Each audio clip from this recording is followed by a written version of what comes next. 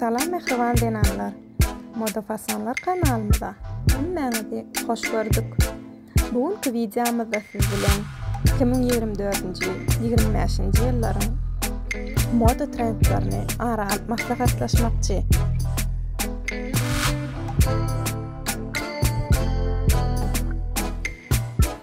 Köýnekler we balon ýupkalar öz ornuny ýitirenok.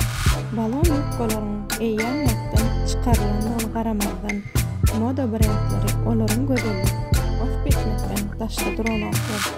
Şeýle de bolsa 2024-nji ýylda dizaynerler olara dälle bu stillardy çişen köýnekleri ünsjemlediler.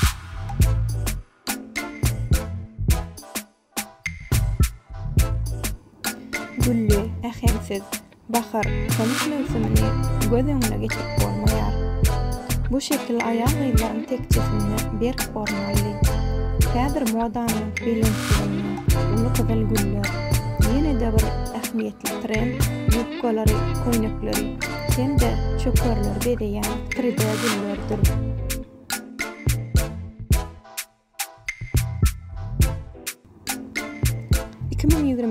ýylyň ýaz Thomas kolleksiýalaryna peýda bolan şeýle belli köýnekler 2025-nji ýylda hakyky ösüşi başdan geçirýär.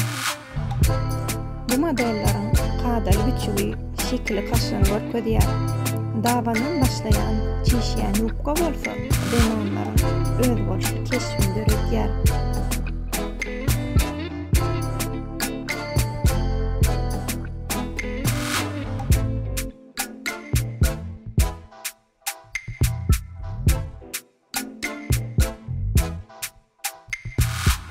Zolaklar, inne kiçik köýnekleri we penjekleri dälle, efemden anlaran uzun köýneklerini hem bedeýär. Olar kese görnüşde, tolkunly, diagonally ýa-da dürli tarapga gönüktirilen hili bolup biler.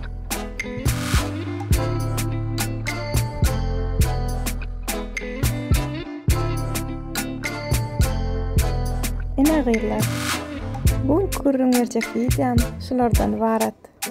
Videolamy halaýansyňyz diýip umyt edýän.